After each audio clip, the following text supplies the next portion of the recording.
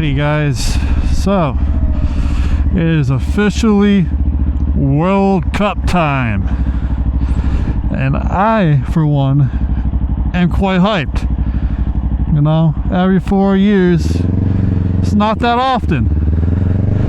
It's huge, it's the biggest global sport, and I am absolutely thrilled and stoked. Beautiful summer, perfect day, mid-70s here in Jersey. Argentina is playing tonight. In just a few hours, they're kicking off the first game against Algeria.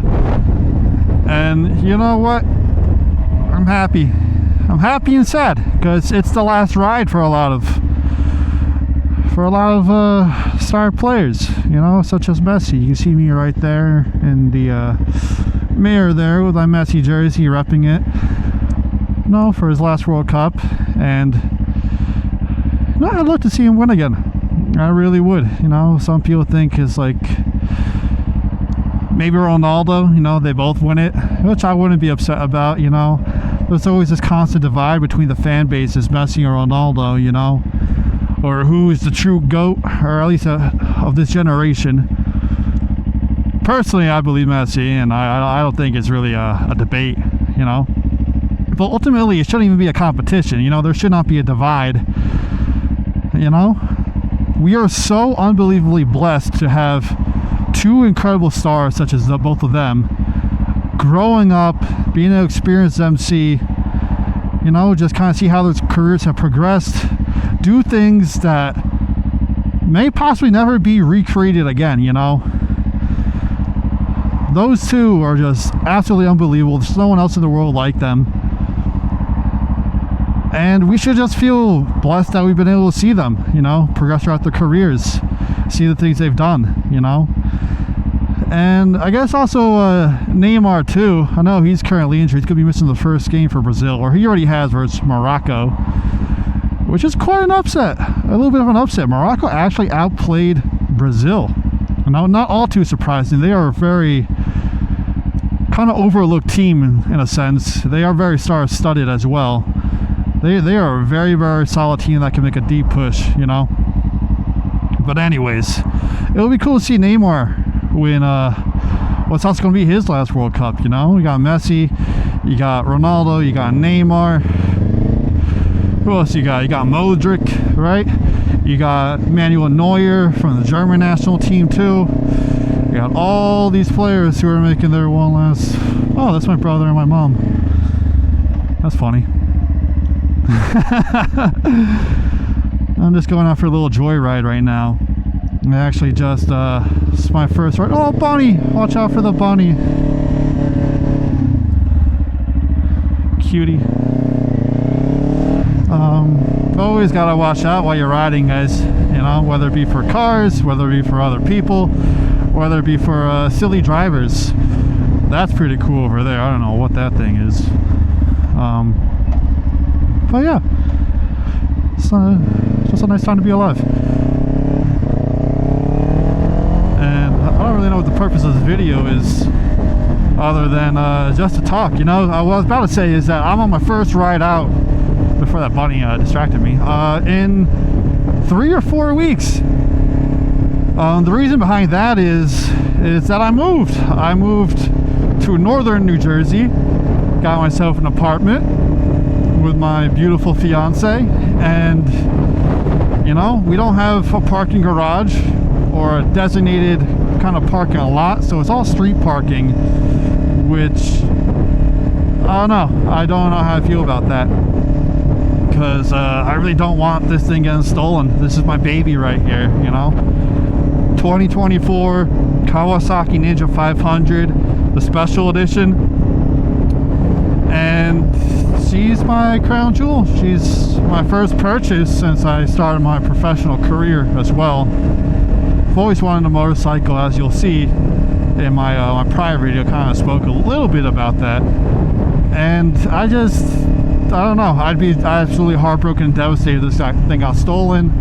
You know, it's very easy if you have a smaller sports bike such as this, where it's just under 400 pounds, you know. You just gotta get two guys together and they just pick it up, throw it in the back of a truck, in and out in just a few minutes, and you just never see your bike again. And even if you have a tracker on it and whatnot, the unfortunate thing is they often get sold for parts. They get scrapped immediately. So by the time you do find it and whatnot, or the police find it, it's already donezo's, you know? It's gone.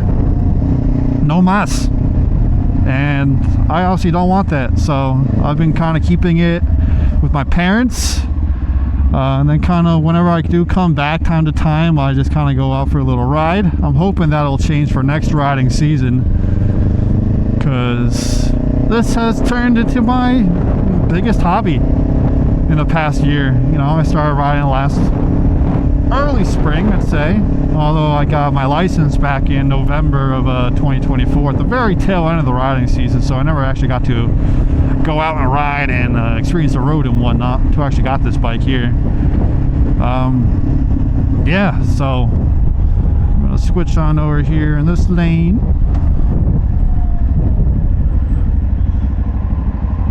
Actually, let's just kind of cut right on in here, like so. I don't even know what I'm saying, guys. I'm sorry. Crazy ADHD. It's a thing. I think this guy was just yelling at me here in the red car. I don't know. But still kind of trying to figure out what this channel is going to be about. Probably just like motovlogs like this, but I got to get more experience behind the mic and in this helmet here, you know, kind of just talking to all of you behind the screen. Still kind of a little bit of a weird feeling to me, but you know, I can definitely get used to it. And I want to get used to it too. That's the thing, you know, I want to get used to it. I want to get better at this, and I want to ride a lot more. So my next apartment, I think it's definitely going to need a parking garage, you know. I want to get out as often as I can, every day, you know. But I'm saying you know a lot. I'm just picking up on that now, my bad. But yeah, I don't know. It's very freeing. I love it. Nothing like it. It's super therapeutic. What I would do before I moved out is just, after a long day of work, you know, I just jump on my bike. I said you know again. Now I'm all conscious about it. But I just jump on my bike essentially and just kind of go around town, or jump on the highways for a little bit, just kind of go wherever the road takes me. Beautiful bike right there. And that's just, I don't know, it became my favorite thing to do real quick. Before that I was into bodybuilding a lot, and that was my hobby. I revolved my entire days around going to the gym, counting my macros, my calories, all that stuff, you know. Was looking at enter different kind of competitions as well. At my peak, I felt a little freaky.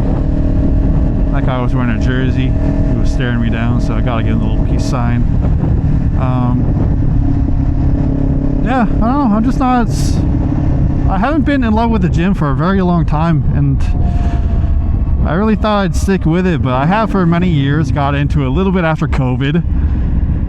Just after COVID started, I was kind of like, you know what? I'm tired of being skinny. I've been skinny my whole life. It would be cool to look like just like a bodybuilder, you know? Just have like a lot of mass on you. Could look kind of peeled as well.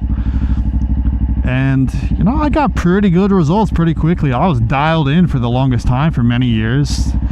Grad school as well. I was still going like 5 times a week and revolve my days around classes, of course, and studying. But aside from that, it was all gym, counting my macros, my calories, and just watching different YouTube videos on different you know, fitness content influencers.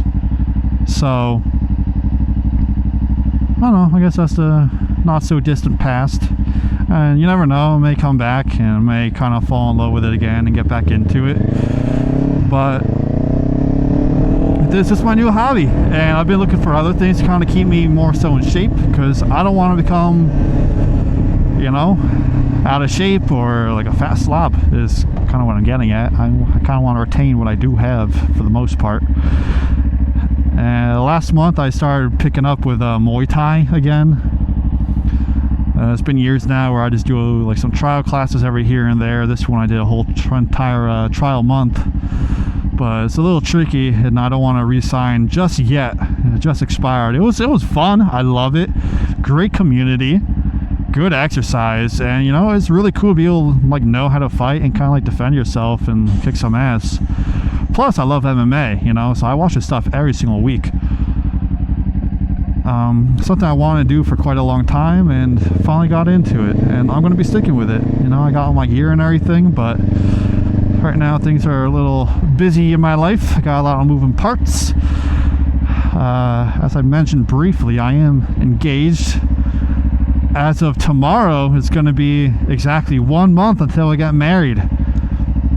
So right now it's a 31-day countdown, and things are moving quickly. Got to get a lot of wedding kind of stuff done, and next week I'm also leaving for Ireland with my family. So I'm going to be gone out there for just over 2 weeks, and I'm very much looking forward to that trip. It's been planned for a little bit over a year now, in the works, and it's finally coming to fruition. So super stoked about that. It's going to be really great. And so obviously I can't be going to Muay Thai classes consistently, you know. There's the you know again, dear Lord. But going to Muay Thai classes consistently while, you know, I'm not even in the country, or I got all this wedding stuff going on. But I'll get back to it. I'm just very happy I have the opportunity to be out here on my bike, enjoying this beautiful evening. We got a nice little local concert right there out on the green. Oh, green light. I'm not even going anywhere specific right now. I'm just kind of riding around, just to ride around, enjoying the weather, just enjoying life, period. Life's been good lately. Life's been treating me real well. God is good. God is real good to me. That's something I gotta kind of take a step back and, you know, appreciate more often, time to time. You know, just God, the little wonders He does in my life day in and day out. There's so many blessings in people's lives that they just overlook. And it's only when you step back and kind of see the bigger picture that you realize how good you have it in many cases, or in many different areas of your life, you know. Got a roof over my head. I got a good job. I'm able to pay my bills. I have a great woman. I have some great friends. I have an amazing family, tightly knit. And I live, although I'm not the biggest fan of our government and the corruption and what they do, we don't got to get into that right now. Maybe that's a future video though. Maybe we keep that one on the back burner. But you know, I live in a good country too, United States of America. Many people want to live here but just simply can't, or they risk their lives trying to get here. So that's just another thing that people tend to overlook. You know, there's so many opportunities in the country that aren't offered elsewhere in the world.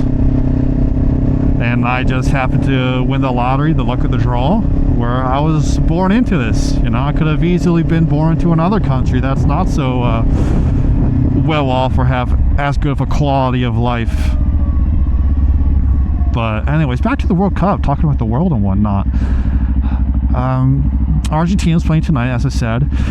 But going back to the United States, they look incredible, guys. 4-1 against Paraguay. 3-0 in the first half. Could have even been more. You know, I've been a lifelong fan of the United States soccer team, football team. Shouldn't be called soccer. I don't know why we call it soccer. But the United States men's national football team. And they've never been all that good. And even now, I'm not going to get too ahead of myself because they've let me down my entire life. But they look damn near good under Pochettino, you know. As soon as I hired him, you know, I was happy. And the first few results against other nations weren't as good as I would have liked them to be. And it wasn't until the past few months now, leading up to the World Cup and their friendlies against top-ranked opposition, that they've really come together. They seem to really have a chemistry going on. They have genuine tactics as well. Players are being utilized to their fullest potential. And it's a beautiful thing to see as an American football fan. I know there's some excitement finally around the national team that I can get behind and be thrilled about.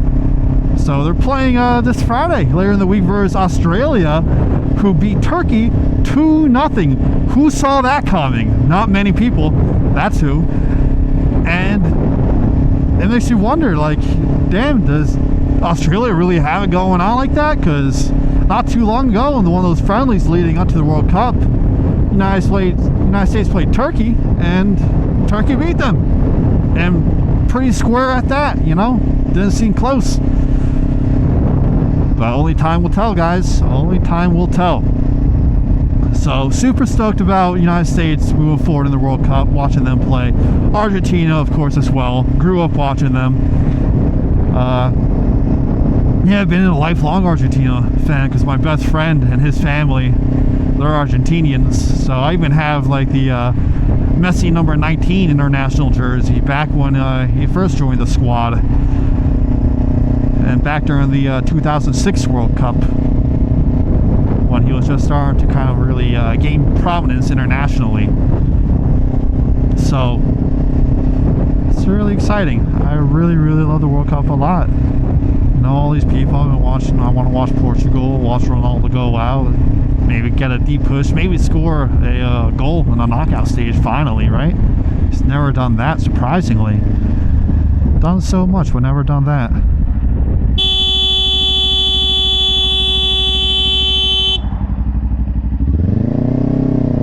I don't know why both of them were just not going. They're green. How much greener does it need to be? Crazy. People still pay attention, I guess. I don't know. Front. Thank you. But African teams are playing really good too. What are you doing? You just completely cut this guy off who wasn't even paying attention before. Yeah, I don't know. You always gotta pay attention, guys. Exactly when riding. A lot of silly people out there on the roads. And by silly, I mean a bunch of dummies. But World Cup. Enough with the ADHD. Stay focused. Stay dialed. All right. Argentina, fat dubs. Portugal, we'll see. Brazil didn't look good against Morocco. You know, a bit of a letdown, honestly. Went to a fan fest watch party in Newark, New Jersey. There were about like 4,000 people. It was just a sea of yellow, all Brazilian jerseys. It was really fun. I went with my fiance. We were out there on the very front on the barricade for the whole match duration.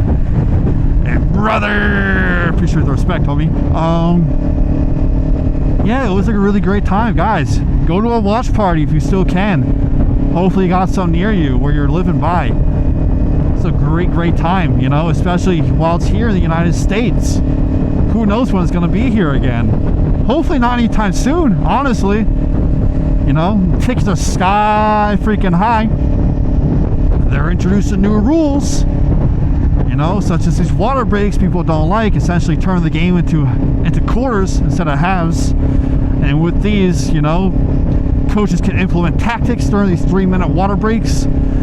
Momentum can completely be taken away, which is not cool either. There's just, I don't know, man, it's all for player safety and everything, right? That's what FIFA, kind of air quotes right now, is proclaiming the rule changes for. But we all know that's a bunch of bogus. That's a bunch of hoopla. That's not what it is. It's all for more money, you know, all capitalist corporate greed is what it's all about, you know. So that's also kind of why I've been watching Telemundo, because they are not showing and slamming ads in our faces during these water breaks. Thank goodness for them, because it is absolutely atrocious. Very unpopular rule change. Yeah, because this is for every single game. no matter the temperature. What is going on? Yeah, no matter the temperature. So it's bogus, you know. Games that don't require, they're still getting water breaks, and I don't know. I don't like it. Vast majority of people I've seen online do not like it. And back to the ticket prices, my God, they are just absolutely gouging everybody for every dime and penny they possibly have for these tickets. It's insane. Absolutely insane. Yeah, I got phase 1. I was lucky enough to get phase 1 of the lottery system for the FIFA World Cup tickets way back in October. And this was before the groups were even announced. So you're just buying tickets and not even know who you were seeing. It took hours, guys, just to get into the portal to buy a ticket. By the time I had gotten in, the vast majority were taken up. They're all snagged up. And the dynamic pricing was already ongoing. Anyways, I snagged 2 tickets for a Philadelphia game. I got the group with Germany, Ecuador, Ivory Coast, and Curacao. And with my luck, you know, I would love to have seen Germany, you know, 4-time world champs, or Ecuador, you know, who are actually black sheep in this World Cup. They have an amazing defense. My fiance is from Ecuador. One of my best friends is from Ecuador as well. So I'm Team Ecuador. I even just bought myself a jersey. You know, Pacho, who's arguably the best center back in the world right now, if not the second best center back in the world currently. Anyways, so I would have loved to see either of those 2 teams. But I ended up getting the game with Ivory Coast and Curacao. And Ivory Coast just recently beat Ecuador, which I knew would have been a close and competitive game. Unfortunately, the team I did not want to win ended up winning that game. Now it's going to be a little bit more of an uphill climb for Ecuador going forward. And Curacao actually just scored their first World Cup goal ever against Germany. And they're a small island nation of just over 150,000 people. They're the smallest nation to ever qualify for the World Cup. So that is super, super cool. So I guess I'll be witnessing history in that regard. Ivory Coast is not to be messed with. I think people are starting to catch on to that after the game against Ecuador. That guy's pretty sweet. Hell yeah. Argentina, baby. Are we still recording here? Yep, we're good, boys. And ladies, if there's any ladies out there watching this. But what was I about to say? I completely lost my train of thought. Oh yeah, so with the new format of the World Cup, there's 48 teams, 48 nations competing here this summer, and 32 of those 48 will progress through the group stage. So it's no longer half the teams getting knocked out. 2 of the 4 top teams from each group progressing to a round of 16. It is now the top 2, and then 8 of the remaining best 3rd place teams. So 66, 67%, 67,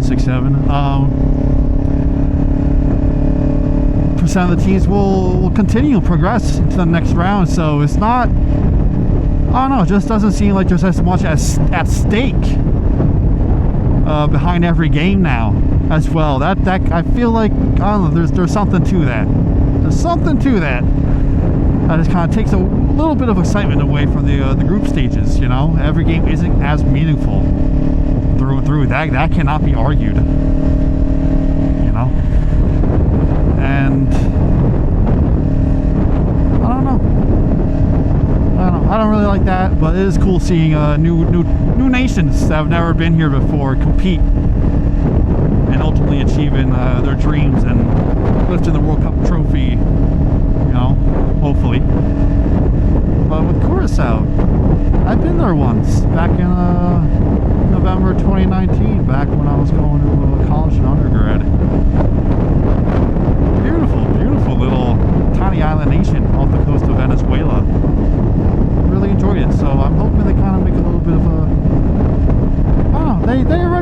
more than people thought, honestly. I take that back. They've achieved more than people would have already thought.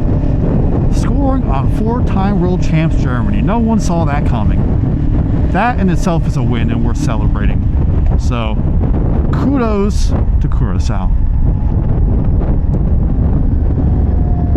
Alright, we're going to take a right here. Still just a little joyride. Nowhere in particular. Alright. Here we go.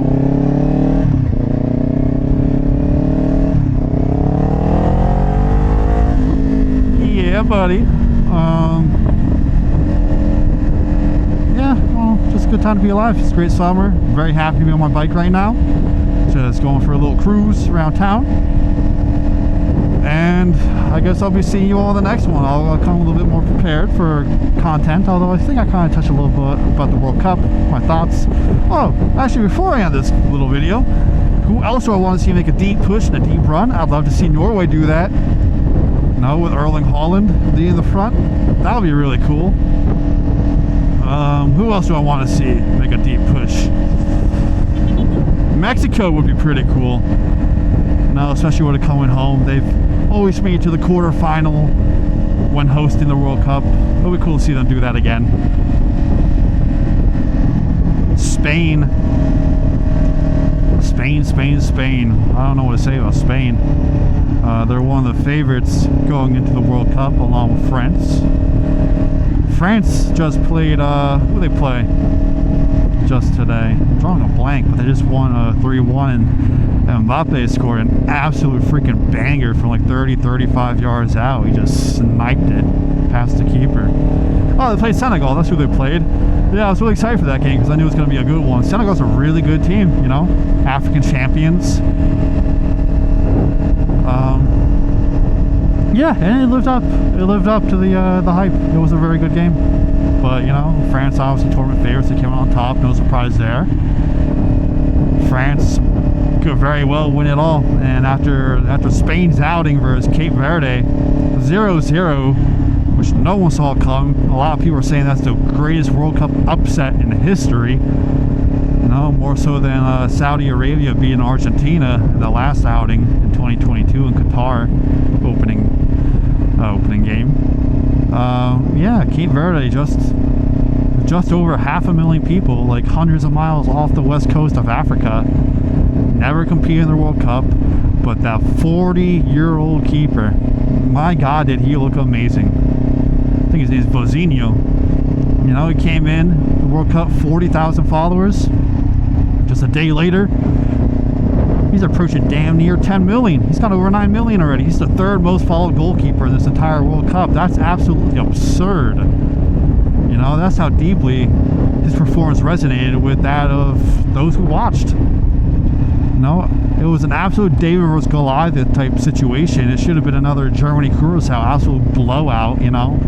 Damn near 7 goals for Spain, but nothing. Absolutely nothing. This dude was a stone wall. Cold hard killer. He shut them down.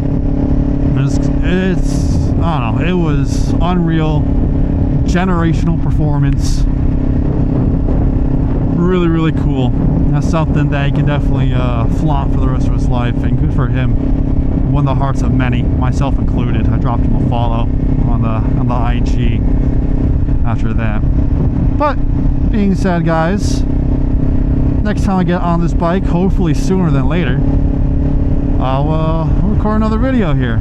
Alright, so with that being said, see you in the next one, guys. Peace.